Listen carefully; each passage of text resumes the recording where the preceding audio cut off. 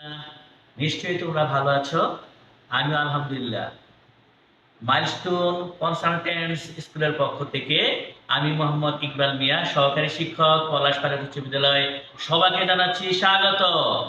আজকে আমি তোমাদেরকে দশম শ্রেণীর ব্যবসা শিক্ষা শাখা হিসাব বিজ্ঞান বইয়ের চতুর্থ অধ্যায় অর্থাৎ মূলধন ও মুনাফা জাতীয় লেনদেন এই বিষয়টাকে নিয়ে তোমাদের সামনে আমি হাজির হয়েছি।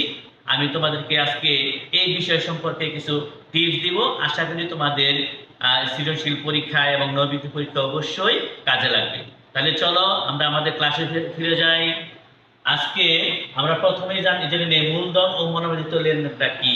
হ্যাঁ, আচ্ছা, আমরা আমাদের ব্যবসা করতে গেলে কিছু কিছু লেনদেন নির্দিষ্ট সময়ের মধ্যেই কিন্তু শেষ হয়ে যায়।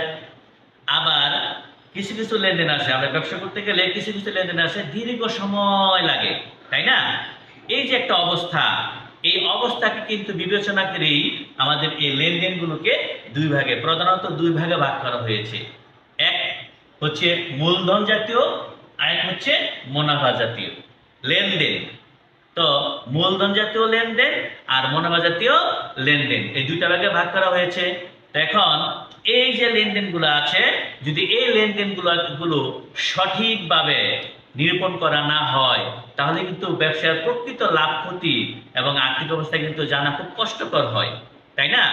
তো আজকে আমরা এই মূলধন ও মুনাফা জাতীয় লেনদেন সম্পর্কেই আমরা গুরুত্বপূর্ণ কিছু ধারণা নিব। দেখো, তোমাদের জন্য কিন্তু আমি নিয়ে একটা স্লোগান নিয়ে এসেছি এখানে, কি? মূলধনে একবার, মুনাফায় বারবার।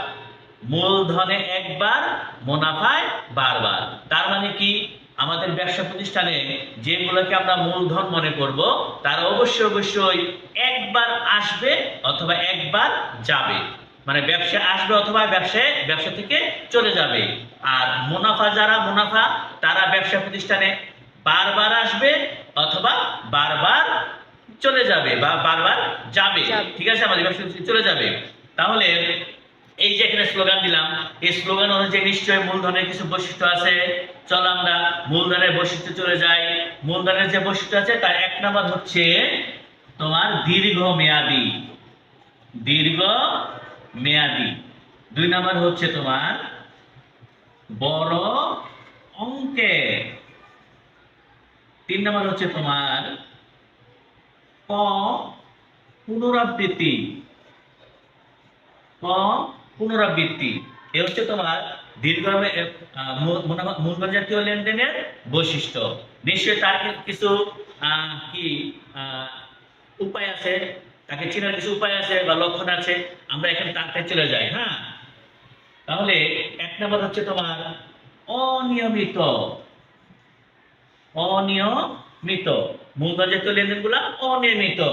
তার দুই নম্বর হচ্ছে তোমার ব্যবসার মাঝে লেনদেনগুলো হয় টাকার পরিমাণ বেশি হয়। কি?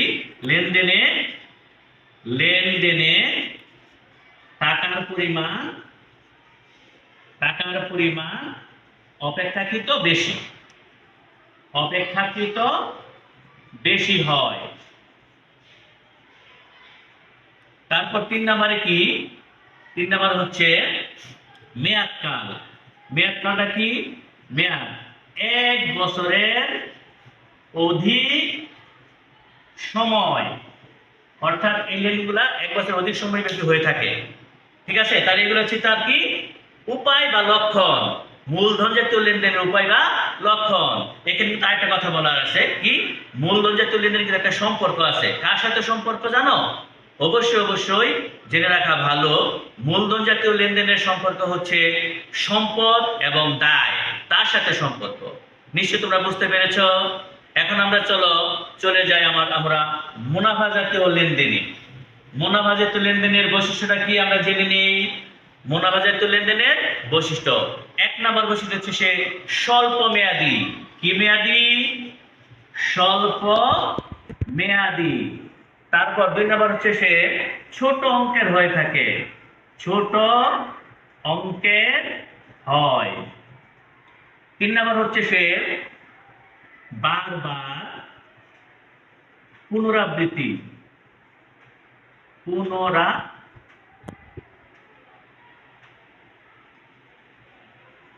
পুনরাবৃত্তি। ঠিক আছে, এগুলো হচ্ছে কি বৈশিষ্ট্য। এখন আমরা চলে যাই মনোজাত লেনদেন কিভাবে চিনবো আমরা, কি উপায় কি, লক্ষণ কি। চলো আমরা চলে যাই ওখানে। তাহলে 3 নাম্বার হচ্ছে, 1 নাম্বার হচ্ছে তোমার সে হচ্ছে তোমার নিয়মিত। নিয়মিত। 2 নাম্বার হচ্ছে সে লেনদেনে তোমার ছোট অঙ্কের, ছোট অঙ্কের টাকা। 3 নাম্বার হচ্ছে মেয়াদকাল। মেয়াদকালটা কি 1 বছরের কম সময়, আর হচ্ছে মেয়াদকাল।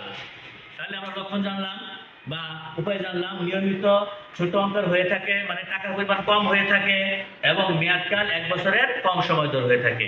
এখানে কিন্তু একটা মজার ব্যাপার আছে, তোমার মনোবাদিত লেনদেন যারা, তারা অবশ্যই একটা সম্পর্ক আছে। আর এই সম্পর্কটা কাদের সাথে জানো? হ্যাঁ, তারা হচ্ছে আয় এবং ব্যয়ের সাথে সম্পর্ক। কাদের সাথে সম্পর্ক?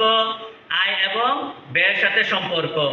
তাহলে আমরা আজকে জানলাম কি মূলধারিত লেনদেনের বৈশিষ্ট্য, চিনার উপায়, মনোভাজিত লেনদেনের বৈশিষ্ট্য ও চিনার উপায়। নিশ্চয়ই আমরা আগামী ক্লাসে তোমাদের সাথে তার ব্যাপক উদাহরণ নিয়ে আসবো এবং আরো কিছু নতুন তথ্য জানতে পারবে। তাহলে তোমরা চোখ রাখো মাইলস্টোন কনসালটেন্টস স্কুলের পেজে। সবাই ভালো থাকো, সুস্থ থাকো। আল্লাহ হাফেজ।